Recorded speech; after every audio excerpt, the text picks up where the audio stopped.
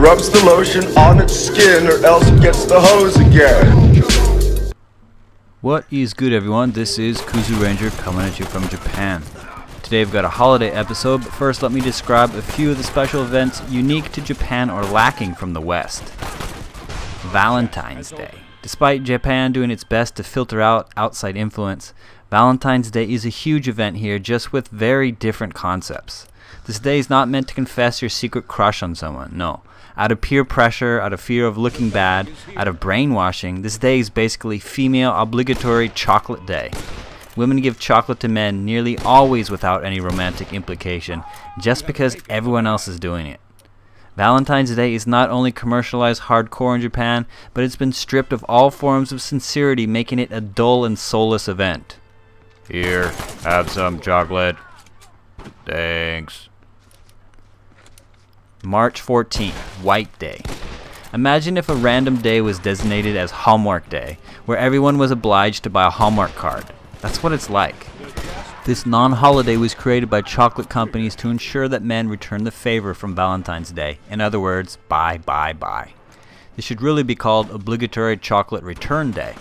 If a guy gets some bullshit chocolate from a coworker, he has to give something back on a white day. End of story. This concept is about as romantic as diarrhea on pussy. 4th of July. Come on.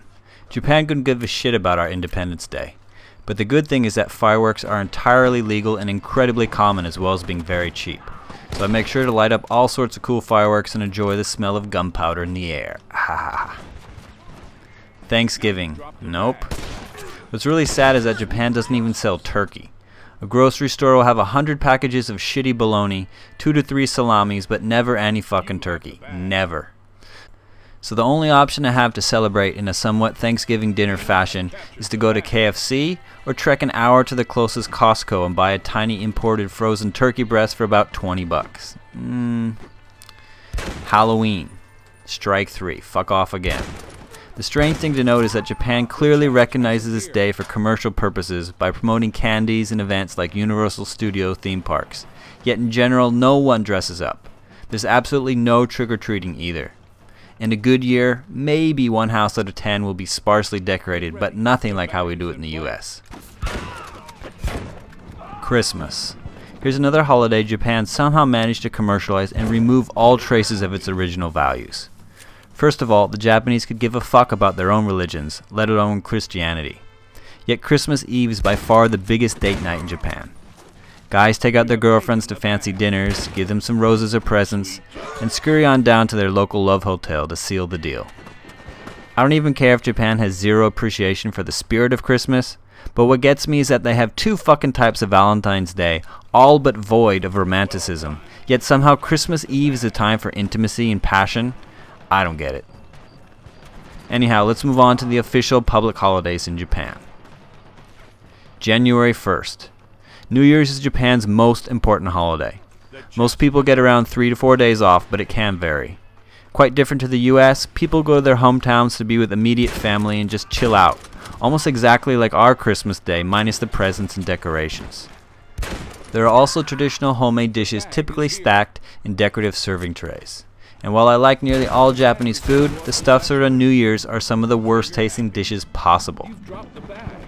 Second Monday of January is Coming of Age Day. Basically, it's a day to say, yay newbie, now you're 20, stop acting like a baby. Students spend hours getting dressed up in kimonos, listen to a graduation-like speech at school, then take pictures and congratulate each other on becoming 20 years old. Yay!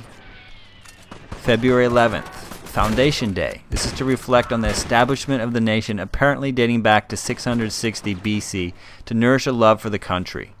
I don't notice the Japanese celebrating this at all, to be honest. March 20th, Vernal Equinox. Does anyone care? Does anyone even know what an equinox is before checking Google? I didn't think so. April 29th, Showa Day. This is to celebrate the birth of Hirohito, aka Emperor Showa. It also marks the start of Golden Week, which is basically Japan's awkwardly forced version of spring break.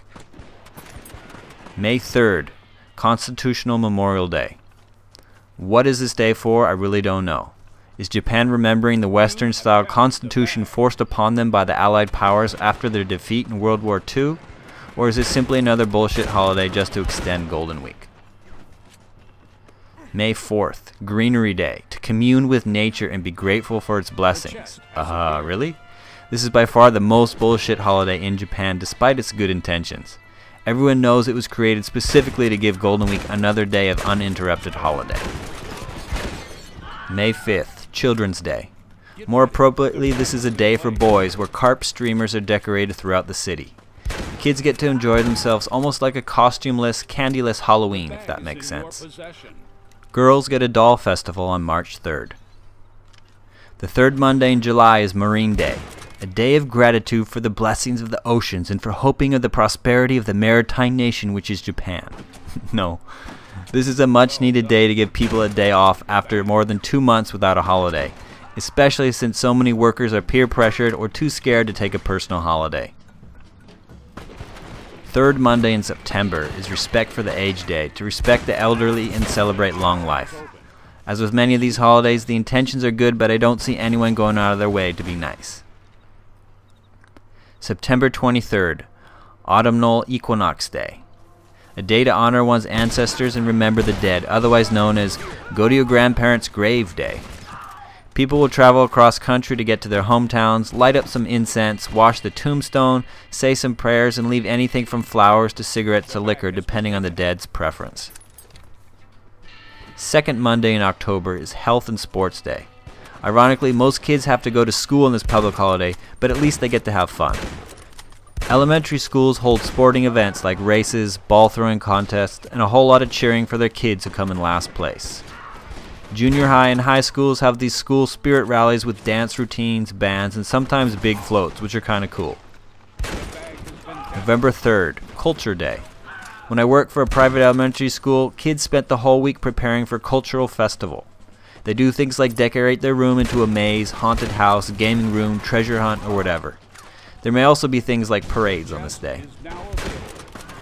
November 23rd is Labor Thanksgiving Day, but this is nothing like the US Thanksgiving, I can tell you that. As far as I can tell, people do nothing on this day. December 23rd, Emperor's Birthday. The birthday of the reigning emperor has been a national holiday since 1868. Not that anyone really cares, but at least I get a good holiday close to Christmas, which is not a day off. So there you have it, 15 public holidays. If you like hearing about Japan or enjoy my other gaming videos, don't forget to sub. As always, leave your questions, feedback, or suggestions, and I will get back to you.